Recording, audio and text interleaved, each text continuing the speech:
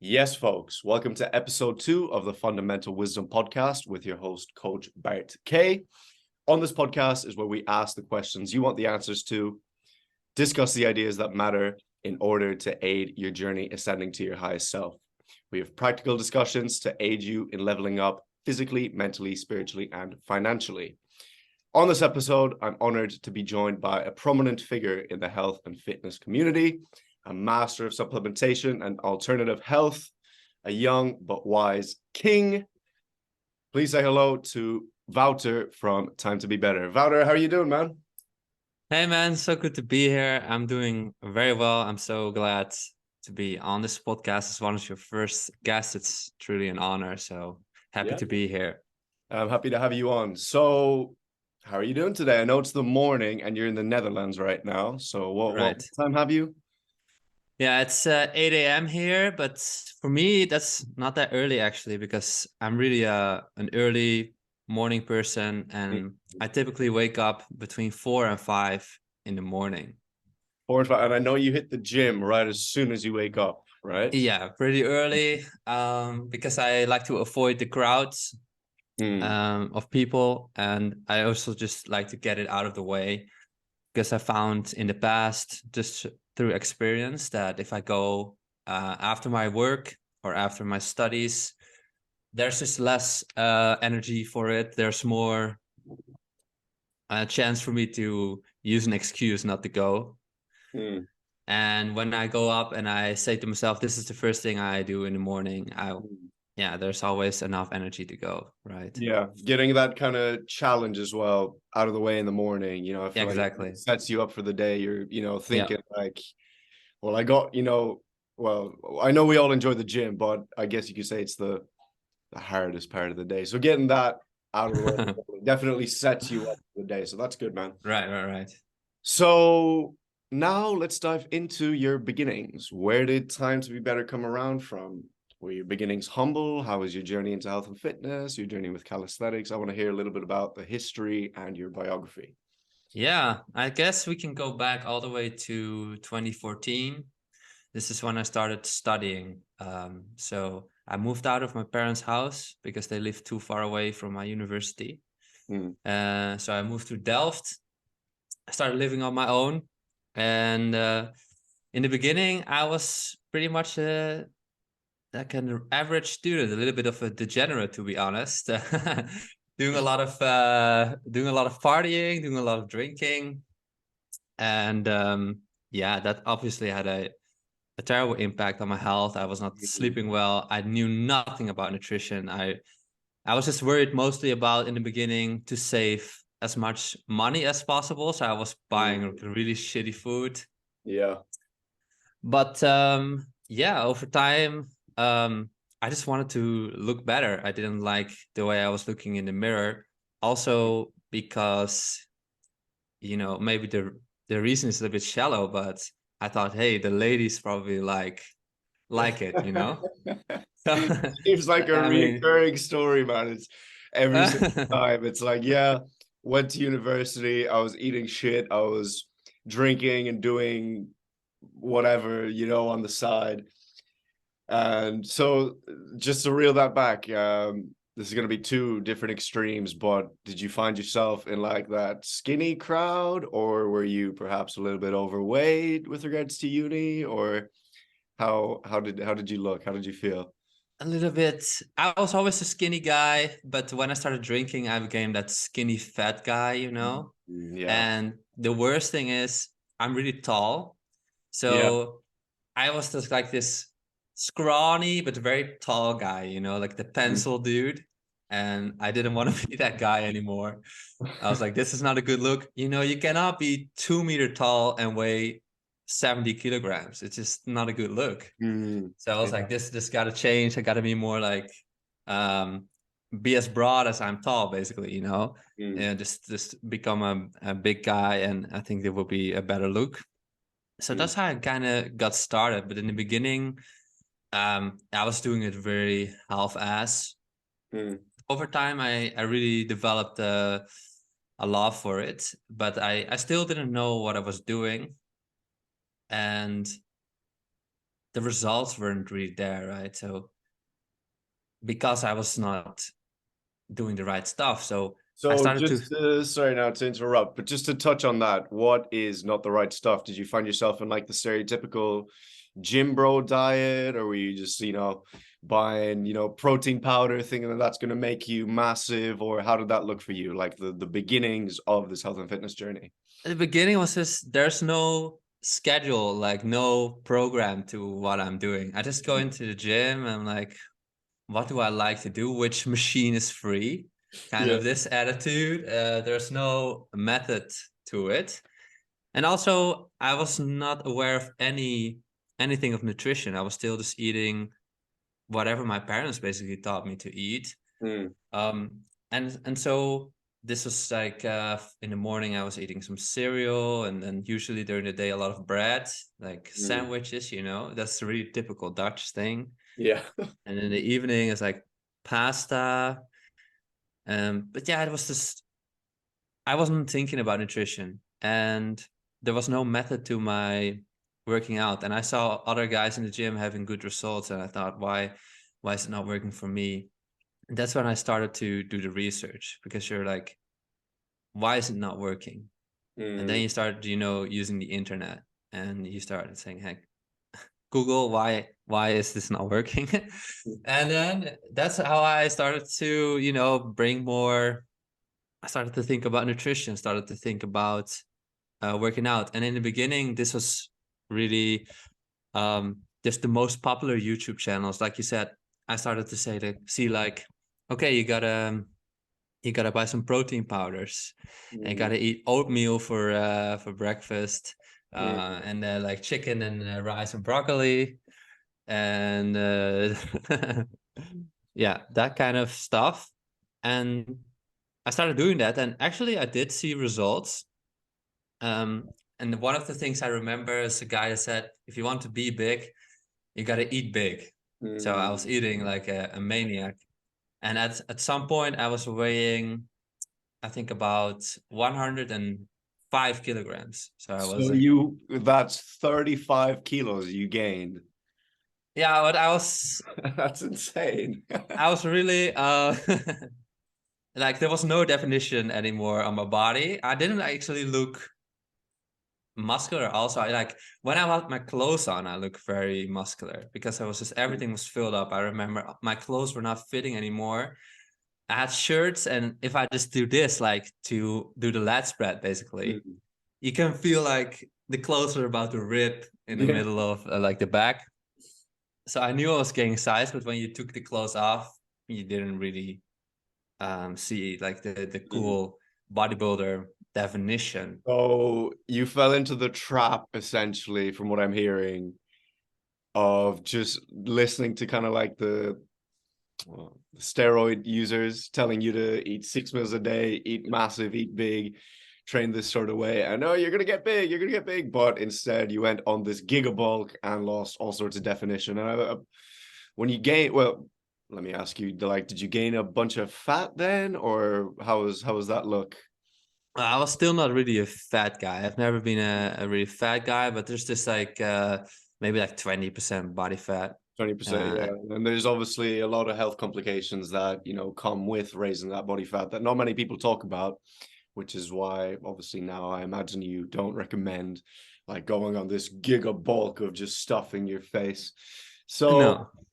how did you feel when you were 105 kilos? You're saying that you felt good in clothes, but without clothes, it wasn't really there. How about the like health side of things? Because the follow-up question is going to be, what led you to kind of stray away from that like common mainstream fitness advice? Oh, protein powders, dry chicken breast, rice, broccoli, 6 meals a day, gain weight, gain weight, gain weight, to this kind of more alternate, holistic side of health. So how did it go from that to this? Yeah, so actually I did get a lot stronger during the time. Like I got crazy strong in a short amount of time. But the reason I started doing it in the beginning was, yeah, more for the looks, actually, and not really for this. I was never really a strength or power lifter. I was doing it more for the aesthetic, side of things. And so I wasn't really happy where I was at. Like I thought I had gained a lot of muscle, but he couldn't see it. And I was like, what is the point? If I have all this muscle, but I can't see it. So that's why I decided at that point, I couldn't really figure out how to make a change myself. So at that point I hired an online coach actually. Oh. And that online coach was gonna help me cut down to a 6-pack. I was like, once in my life, I want to really have that, you know, that 6-pack look. And he's gonna help me with it. And what he basically did is, I never saw him face to face. He just sent me voice messages and emails with a meal plan and a training plan. Please tell me, at the very minimum, it was like personalized and tailored to you. Or Yeah. Okay, so that's what, but never having a face-to-face with the client, don't know about that one. But just to touch on this, I didn't know that you've worked with someone in the past. How was it working with someone? Like, as you know, you went from beginner to like perhaps being a bit lost and confused on taking the next steps. How was it, you know, now investing that, you know, time and money into someone else? How was it working? Was it beneficial? Did you get that 6-pack? Did you learn something new? Yeah, so actually it did work. His program was very strict, very strict. Like his diet the diet he gave me was very strict. There was very little variation. It was literally chicken or white fish, boiled vegetables. And in the morning, it was usually oatmeal with water and whey protein. Yeah. And and basically there's nothing outside of this food. There was no milk, no dairy, no beef. Yeah. That was okay. So and it worked. Okay, it worked in the sense that I lost a ton of weight. Yeah. But Also, I then had to when do you, a lot of cardio. Also, yeah. it's basically five days a week of cardio, or 6 days. Like he basically said, okay, you have to do cardio actually every day for so many minutes, and then a heartbeat above like this for so many minutes. And on the days you train, you also had to do cardio. So on the days you were weightlifting, you also had to do extra cardio afterwards. And it worked all right. I lost 15 kilograms, and I was like, if I look back at the pictures, my face looks like more like a skull, like really, you know, depleted. Not a good look, but the definition was surely there. Okay. But did I feel healthy? No. Yeah, dude. Oh, it's funny you say, because it definitely sounds a bit like my story. So yeah, same with the university, same with just wanting to look better for girls. For me, then it was lockdown came about and I was quite fat. So then, you know, I wanted to lose weight, lose definition, and I essentially went on that same kind of starvation diet that we now know is just completely just pushing things to the extreme. And, you know, there's an easier way to do this and just to look better, but more importantly, feel better. Because I don't know about you, but when I was cutting down, I was on 1,200 calories a day. That's at the end of the diet now, but I was like shredded. Like you couldn't even grab my, like there was nothing, no fat, just shredded.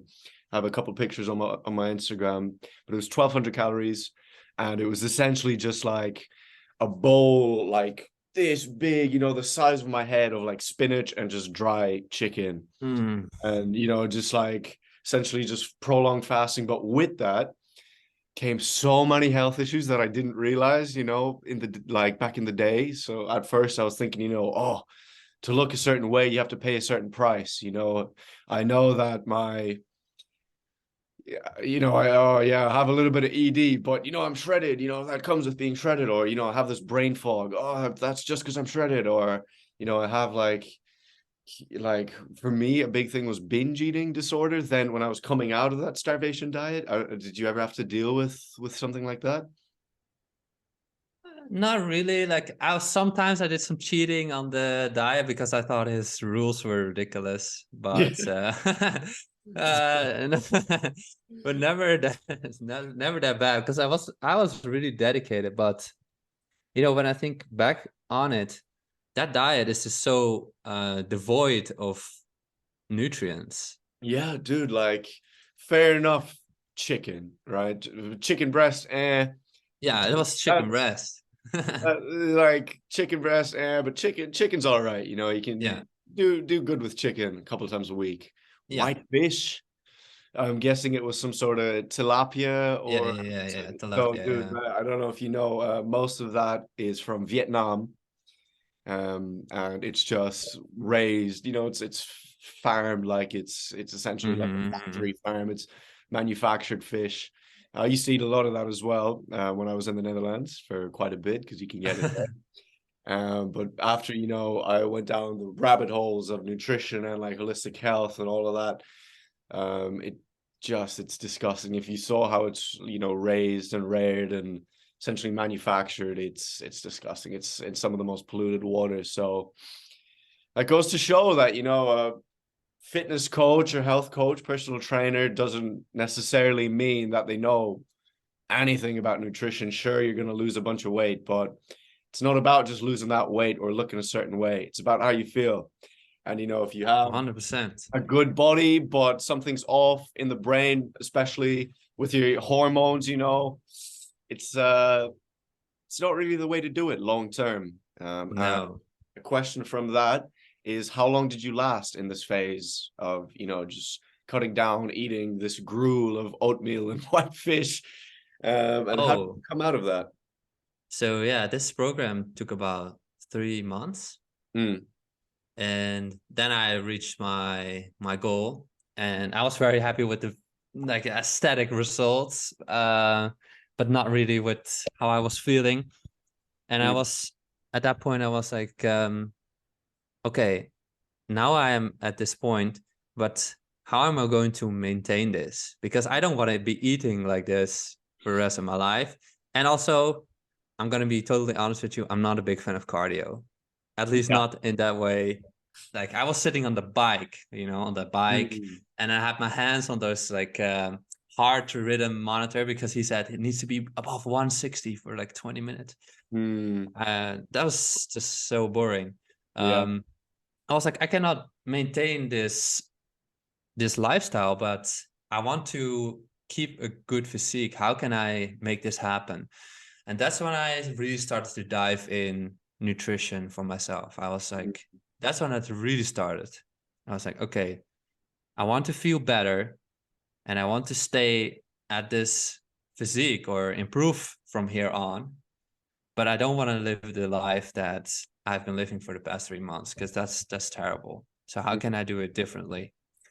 And yeah, that's where my journey started, and I figured it out basically along the way. So what is the better foods to eat? It started with calories, just counting calories, mm, figuring out like, okay, what is the amount of calories I need to eat to stay at this weight? Then I saw like, okay, if I just eat this amount, I can stay at this weight. And it doesn't really matter if I eat chicken or beef. As mm, long as I get the same amount of calories, I will stay at this weight. So why would I just eat chicken and boiled vegetables? That sounds horrible. I can just eat a cheesecake when I want it, and just eat beef and eggs, mm, and I can still remain at the same weight. So it started there. It's really simple, mm, only calories. And then you start to look more into the macros. You go one layer deeper. Say, mm, okay, like how much protein do I need? And which foods should I choose to, get to that amount? And then you go a layer deeper, you go to the vitamins and minerals, mm. and you just keep adding to that. And that's how it really evolved. Then later you get into the really like nitty gritty details, right? Like should I be Absolutely. low carb, like high fat, and then what sort of fats do you have, and like the timing of your meals and all that stuff. But it starts really simple. Yeah, the layers to the cake that it seems Yeah, is a reoccurring theme as well here. We've all been the track your calories, bro. Which I don't know what it looked like for you, but for a lot of people, including myself, when I fell into that calories trap, it was like, oh, well, if I'm only eating 2,000 or whatever, what have you, 2,200 calories in a day, I can look like this. But that means, you know, you eat the wrong foods then, because you've all of these junk foods that are labeled, you know, as low calorie, low fat, low this, low that, you know, it's keto, it's whatever, it's high in protein. But like you're saying, there's layers to the cake, and you realize that, oh, well, I'm eating these low calorie potato chips, you know, but they're layered in seed oils and they're void of nutrition. Where, you know, you start looking into that, or Exactly. protein bioavailability. Like you're eating all these low fat, high protein, low calorie, whatever, dry chicken breast, but then you get a nice fat, juicy steak and you don't even know, you know, the difference, how much better this is compared to this. But yeah, that's good. Want to ask you now about your journey with calisthenics. Obviously, me and you have a history. I met in Basic Fit when I moved to Delft, the Netherlands. Right. That was just a bit after all the strict lockdowns and all of that. Well, actually kind of in between, because then it got a bit more strict again, if I remember correctly. Oh, yeah. I remember you were big into calisthenics. And Yes. so how did you go from like your 105 kilo gym dude to then cutting down to then kind of taking this other path completely with, you know, using your body for that functional movement and focusing on body strength? That's mostly forced also due to the pandemic. I was always already following some guys on YouTube that were doing this calisthenics, and I was always extremely impressed by it. You know, it's just so impressive if you see a guy do like a human flag or a front lever or like a multiple muscle ups. I was like, that's crazy. It would be so cool if I can do something like that. And then the pandemic came and the gyms just all closed up. I was like, well, this is my opportunity. I'm just gonna learn this, right? And let's not see this as as something bad. Let's see this as something we can use, you know, as an opportunity to go full on calisthenics, see how that goes. And my goal at that time was really, I want to learn the muscle up. So I was mostly training for muscle up. And I knew that because I'm really tall people just have a huge disadvantage when it comes to calisthenics, typically, because the leverages are just not really good. It's a little bit technical, but it's just, you know, as a tall dude who's reasonably heavy, it's not the easiest thing to do. But I just saw it as a challenge, and I just kept going there and kept trying to get to that muscle up, and eventually I got it. So and that was just a little challenge to set for myself, and when I got it, it felt like such an achievement. And yeah, I think that really solidified my love for calisthenics. So quite obviously we've came a very long way since those calisthenics days. I remember all of that, man. I remember when we just met, and that was a big part of your days. So from since then, what has changed apart from your Instagram following exploding now in the last, we'll say, 2 years? From those calisthenics days, how is your, say, health and fitness routine now, would you say? Yeah, I started doing more gym again. Also partly because just the weather's here sometimes just not really inviting to go outside. Yeah. So I moved a lot inside again. I definitely aim to pick it back up as soon as the rains go away and the temperatures get a little bit more comfortable. But now it's mostly just going to the gym. I usually go 5 times a week. I do upper lower split, and then one day of, you know, additional stuff, maybe some shoulders, some arms, things that I usually don't do on the main days, so to say. And the goal is just slow slow increase in muscle mass and strength. So I'm not really like, I don't have any particular goal that I'm truly aiming for in terms of, weight or anything else. I'm just trying to progress every time. I just write down what my current weights are, and I just try to improve every week. So just look better, feel better.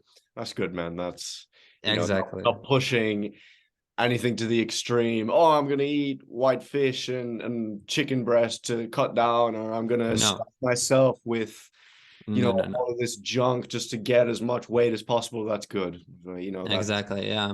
And I do aim this summer to pick back up the muscle up, see if I can still do it. And also I am training a little bit for front lever. So front lever is also one of those moves that when I saw people do that, I was always very impressed. So I try to do also in the gym, you can just easily do it, some front lever hangs. Like I cannot do the full front lever, obviously, but I do a tucked front lever. I just try to hold it as long as possible.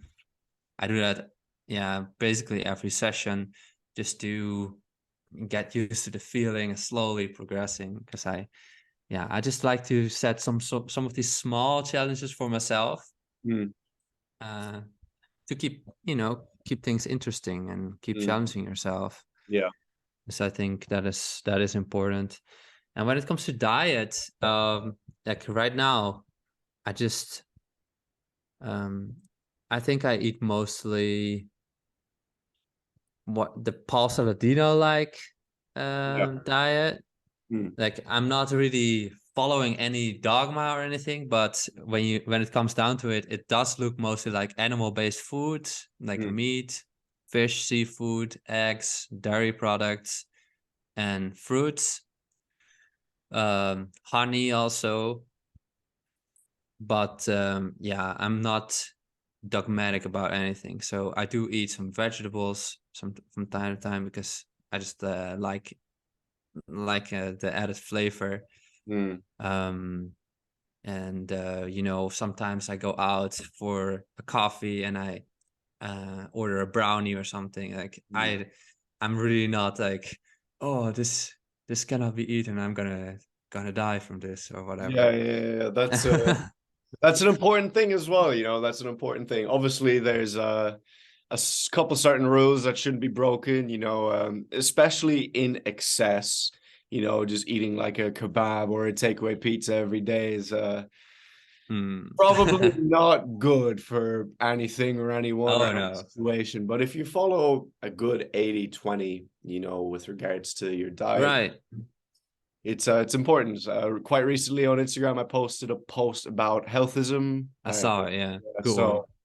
Health extremism, when you fall into these like dogmatic ways, like you were saying, of either stuffing your face with as much oatmeal as possible, trying to gain as much weight, or only white fish and boiled broccoli, only this. Your body just you can't do 100%, because the opposite of 100% is zero, and it's two sides of the same coin. So eventually that coin is going to flip. So exactly. there's no point of going 100% into something here, because eventually, and people say no, this is a discipline issue, this is a willpower issue. No, you're just not being realistic when it comes to your life. That 100%, the flip side of that is zero.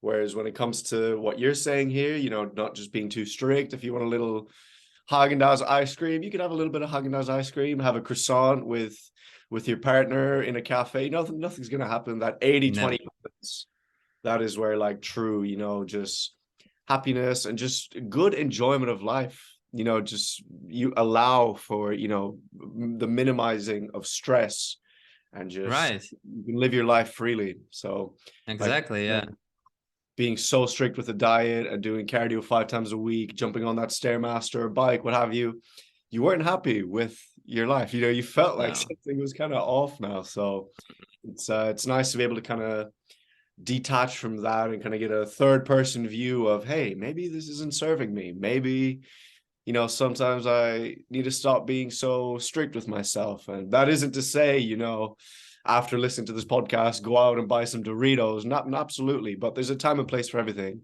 And I feel like just being too strict with anything, it's a net negative. It gets to a point of diminishing returns. I struggled with this myself quite a bit as well when I was in that cutting phase, of eating just those massive salad bowls. I remember one example very thoroughly. It was a good friend's birthday, and he invited us and all the boys to like a sourdough pizza wood fire oven place. And I remember at first I rejected the invitation because, dude, I'm eating chicken and spinach. I can't go eat No pizza. and drink beer. But eventually, good friends. So I was like, oh yeah, cool, I'll go. And I remember I went, dude, and everyone's like, oh, come on, just get a pizza, man. Just come on. Everyone's drinking beer, eating pizza, get a pizza. And I remember I ordered a pizza, but then I just left. Before it came, I couldn't do it. And dude, like looking back now, that is some real healthism. Like ordering some food and then just getting scared that, oh, if I eat this sourdough wood fire, not like a Papa John's or Little Caesars, like bad pizza. This was a good pizza. Oh, it's just one event that I'm always going to remember and look back on. I'm like, dude, friend's birthday, one sourdough pizza slice isn't going to kill you. Why would you, run home and just not even participate? Oh, it's crazy. Long rant there. Yeah, man. But anyhow, now that we've covered like the health and fitness side of things, I know that you're personally very interested in supplement research, right? And I remember on your Instagram for quite a bit, you flagged yourself as a supplement researcher. Obviously, quite a lot of your posts are about supplementation. So how did you get into that world? Yeah. As soon as I started, of course, ordering some whey protein back in the day, I got exposed to these websites that, sell usually a whole scala of supplements.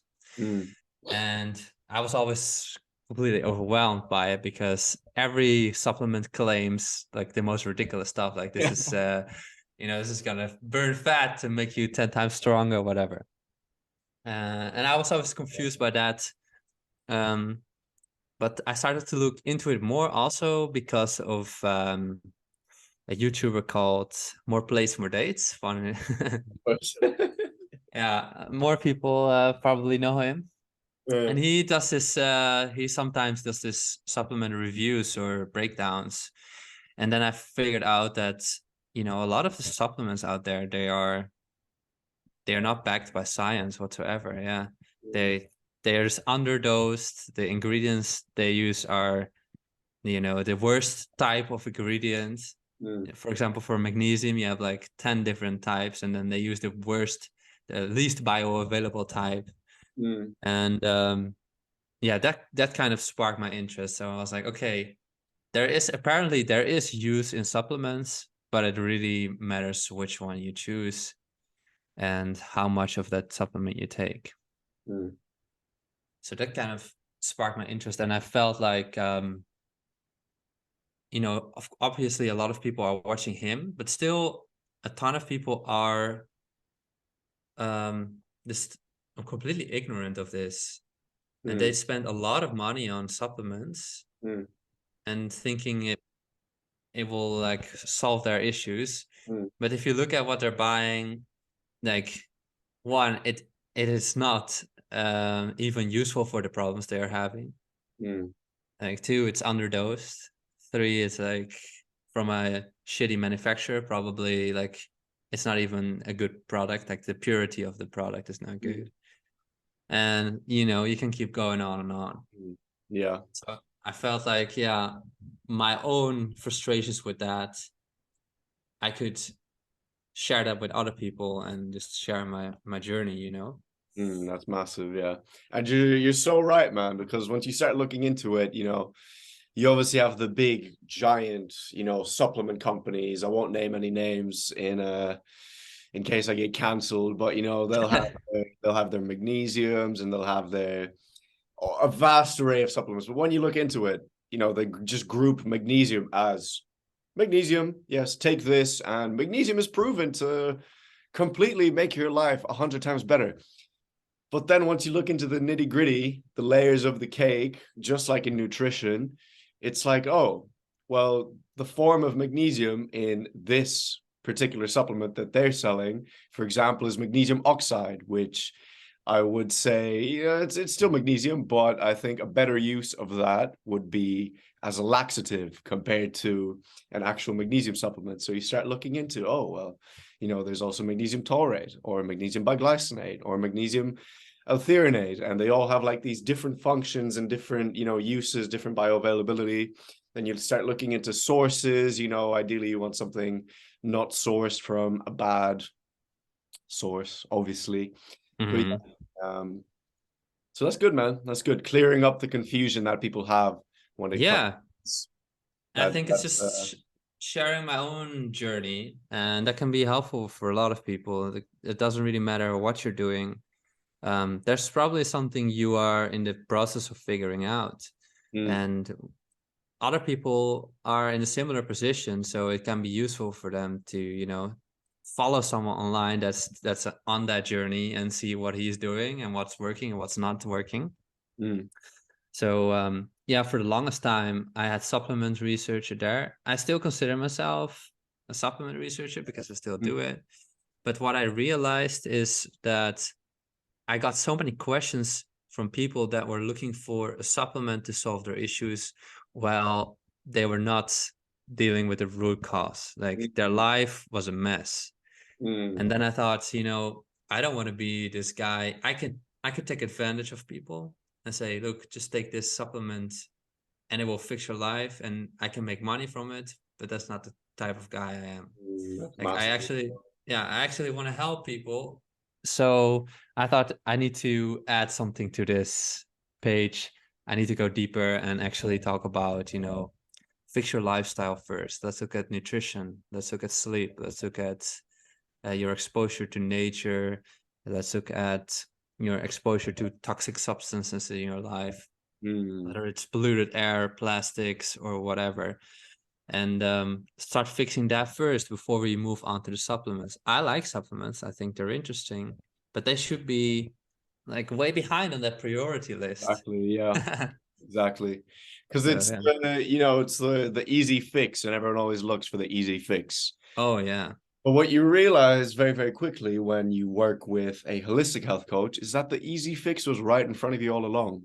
It's not as intense as this like massive 3-month transformation, only white fish, only Mm-mm. only this and that and boiled veg. It's just kind of like reconnecting back to nature, kind of just like living how we should live. I know Yeah. that's a very vague term and it might be offensive to some because, oh, you can't tell me how to live, but just in accordance with our evolutionary biology. Mm-hmm. But just while we're on supplements, right? So you're a supplement researcher. You've messed around with your fair share of supplements now at this stage, I imagine. So I have 2 questions for you. The first question is, what are the worst 3 supplements that you have taken? The biggest bullshit, biggest scams, waste of money, do not recommend to anyone. Does anything come to mind?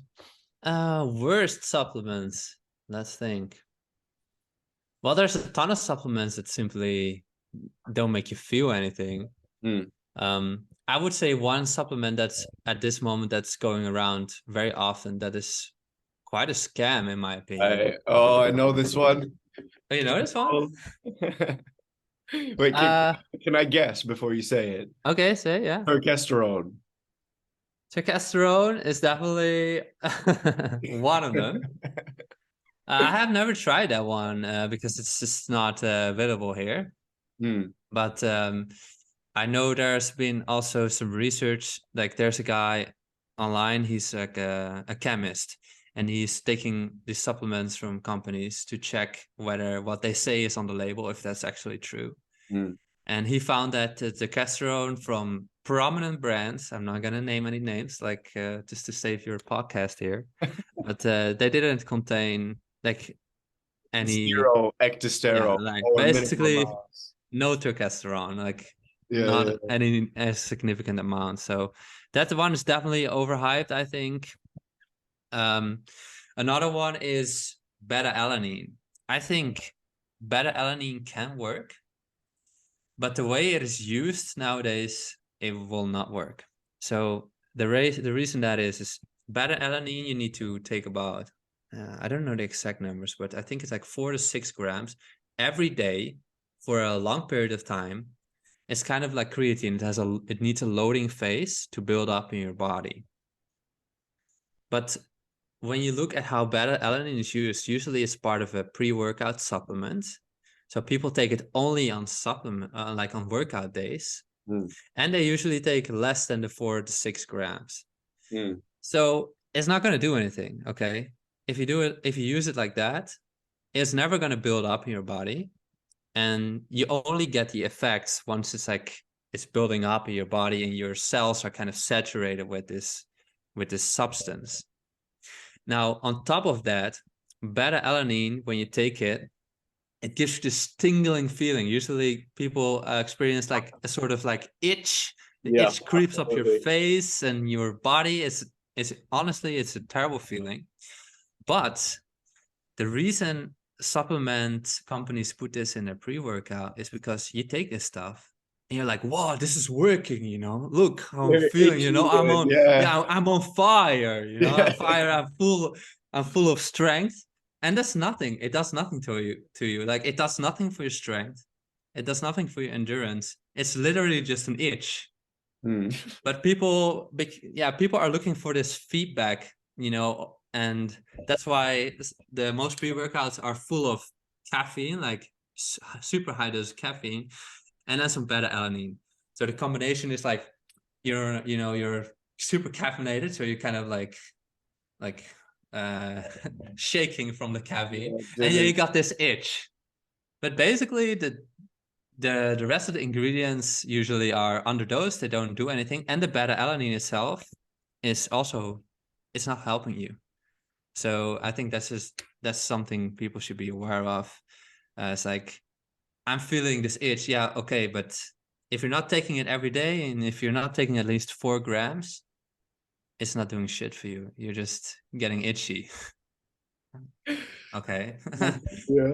Give me another one. Does another one come to mind right now? Let's think. How about let me ask you your opinion. One that has particularly kind of nudged me in the past is BCAAs, BCAAs, branched chain amino acids. Oh yeah. What's your thoughts on branched chain amino acids in a pill from like a major big, you know, supplement company? Obviously, they market it as you're gonna get more muscle. Take these caps, you're gonna get more muscle. Have you looked into what most popular BCAAs are? Yeah, so the research on BCAAs is actually pretty underwhelming. Like, it's not really doing much. Recently, the research shows that you're better off with EAAs.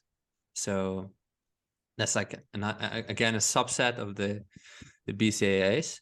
But in general, if you're getting enough protein from your food, it's completely like, it doesn't do anything for you, because BCAAs is just protein. And if you just eat enough protein, that little extra you're taking during your workout or whatever, it makes no difference. Absolutely no difference. The only people I would say BCAAs or EAAs could be useful for are vegans or vegetarians. Fair enough. Yeah, but yeah, okay, because BCAAs or EAAs, like, those are the proteins that are most important for muscle building, I guess. And they are very available in all animal-based protein, but they're way less available in most plant-based protein. So you might actually see some benefits from taking that supplement if you're vegan, but if you're just an omnivore or you're just eating plenty of animal-based protein, like, you're already getting way enough of those. Like, you don't need more. It's a waste of your money. And now the complete opposite of this question. What are some supplements that you're currently taking? What are some supplements that you recommend? Anything come to mind? Yeah, so obviously I should do the responsible thing here, and that is medical disclaimer. Not Yeah, a medical medical disclaimer. advisor, not medical advice, not a doctor, not an expert, not certified. You're safe. Yep.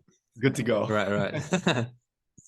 Also, I think that what people should start with actually when it comes to supplementation is they should try to figure out their vitamin and mineral deficiencies in their diet. Mm. That's the first part. That's the easiest way to start. Because a lot of supplements are like additional, like on top of what you're doing. But the vitamins and minerals, we know they are essential for your health. So what you could do is, what I always recommend to people is go to a website like chronometer.com. Mm. It's free. And you can just fill in your diet maybe for like 3 days. And it will measure all the vitamins and minerals in your diet. Now, after 3 days, you will probably see that, okay, actually, every day I'm not getting enough magnesium through food alone. Mm. And at that point, you can decide to do two things. Either you're going to really focus on getting more magnesium-rich foods in your diet, or at that point, you decide to start a supplement. Because, yeah, maybe you just want to eat a certain way, and there's just not enough magnesium getting in your system that way. So I think whenever you start supplementation, the best thing to do for your health is just to start fixing your deficiencies.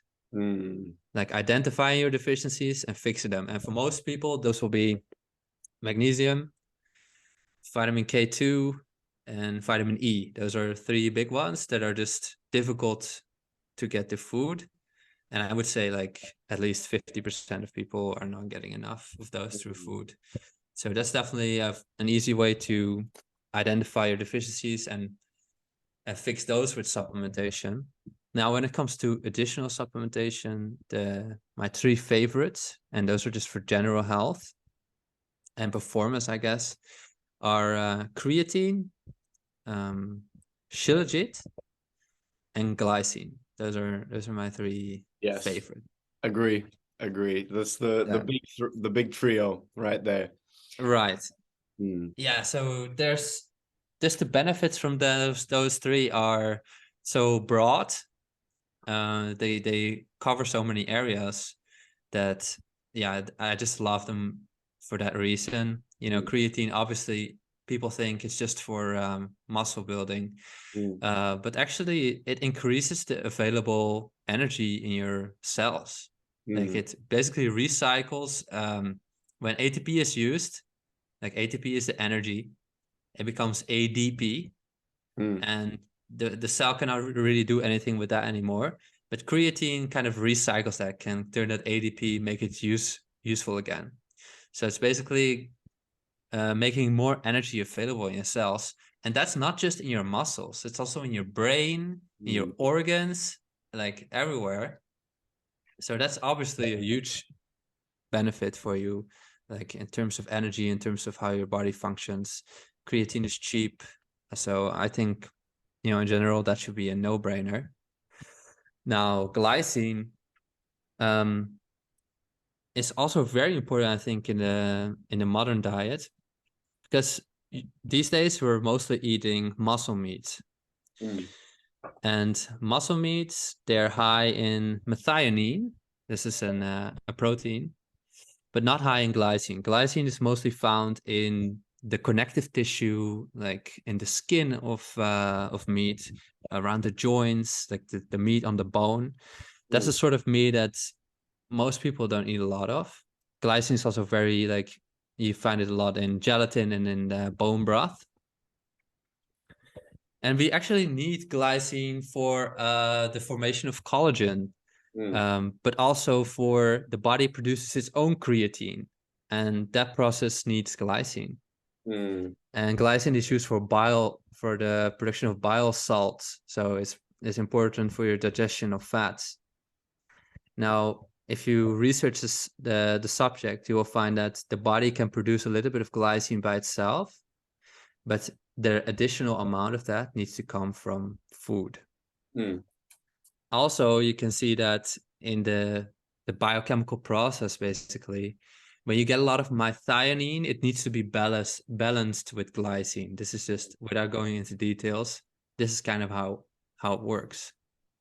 So we're eating a lot of muscle meat, getting a ton of methionine, but we're barely getting any glycine through our diet. Most people are just not eating those kind of meats. Yeah, absolutely. So I think it could be a great for your health in general to add that glycine in to balance that system. And I think you will see great benefits because the collagen, of course, it comes back in your skin, but also in your joint health. So if you're doing a lot of workouts and you care about your joints, it's important. And additionally, it will help you with your sleep. Sleep. That's the biggest benefit by It will far. help you with your sleep. And it has also been shown to possibly increase growth hormone. Yeah, I've seen that. That's when you're gigadosing, which I'm currently doing at the moment. I believe that study was done at a 22.5 gram dose. Right. Something like, is it 5 or very shortly after you have a big spike in growth hormone? Exactly. So I found that very, very interesting. And the good news is there. You said creatine is cheap. I will say that 2 years ago, creatine was so much cheaper than it is now. I went to buy really good source creatine, but I believe it's like almost 5x in price, just about everywhere. And you used to be able to buy like 1 kilo, 2 kilo, big bags. Now, if you take a look around, for the most part, every company is selling 300 gram, 300 gram little tubs. They don't even want to sell like the whole kilo, and that 300 grams will run you a lot. But the glycine, it's reasonably priced, for the quality of the product that you're getting as well from a good source. It's very, very reasonably priced. So that is definitely one that I do think that most people would do well on. And now talk to me about Shilajit. Obviously, I'm post a lot about Shilajit. I just had mine in a little espresso. But talk to me about your experience with it. Yeah, I also really like Shilajit. I think the benefits are, if you look into it, the benefits are so wide. First of all, it's great for your fertility and for your testosterone. So that's already, as a man, that's a great benefit, right? But it's also been shown to be great against fatigue and to help with oxygen, to help with detoxification. And it's just because when you look at the profile of Shilajit, when they do some tests on it, it has a wide range of trace minerals. Many of them are not available in our diet anymore because we are just eating only packaged foods from the store that are very clean.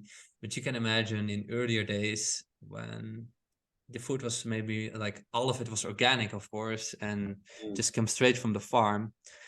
Kind of you're getting, some people just call it, it's just dirt. They say it's just dirt. And in a sense, it's like a little bit, it is a little bit like that.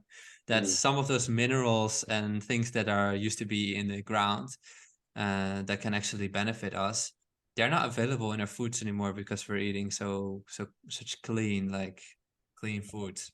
And we're missing out on these minerals that have all kinds of facts that I think half of what Shilajit does, we don't even know about it. Like it just hasn't been researched. For me as well, it's just the only supplement I believe that I've ever tried that actually gives you that tangible feel. Like, okay, with glycine, I sleep better, but it's still not that, you don't really feel it. You just sleep better. But with Shilajit, you take it in the morning and you just like, have you watched Limitless? The NZT pill? It's maybe like, let's say 10% of that. You're just kind of like, ooh, it's like it's like you've had just like a double, triple espresso without having a double triple. So exactly.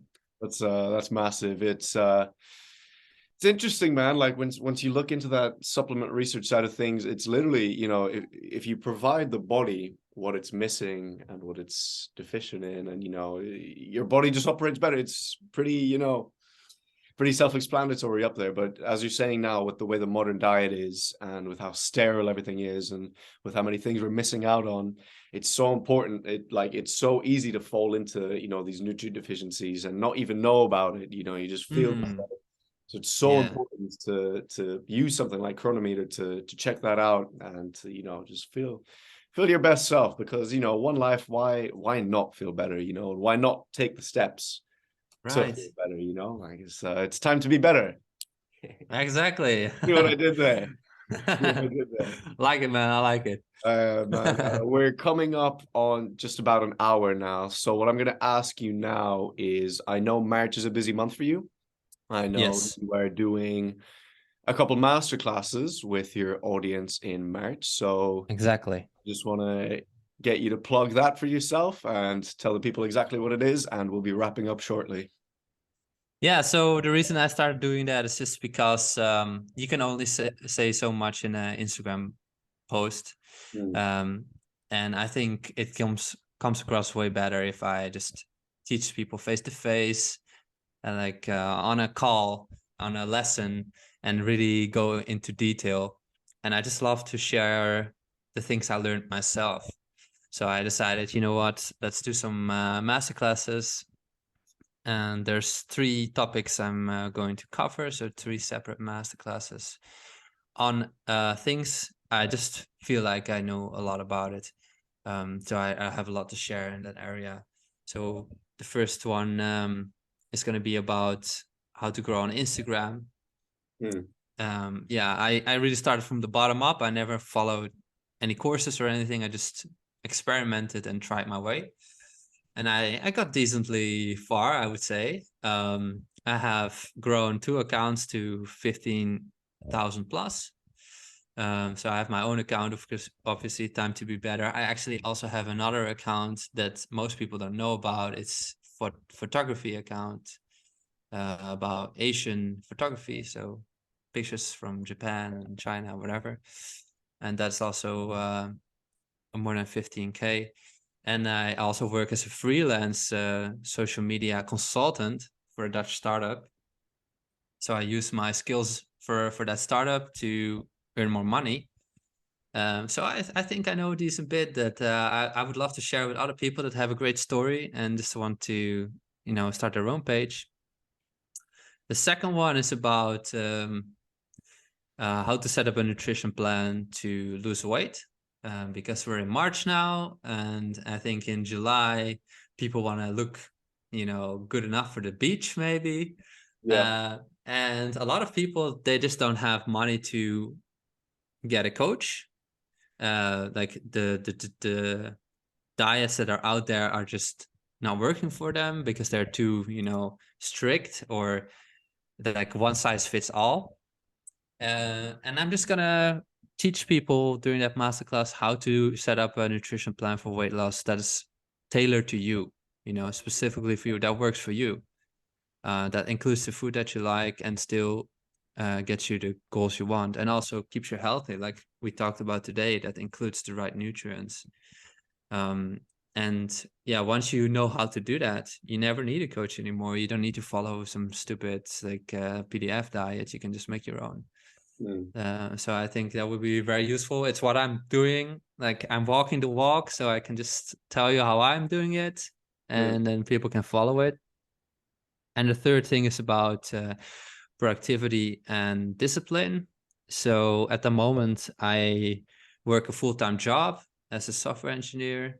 I have this freelance job for a Dutch startup.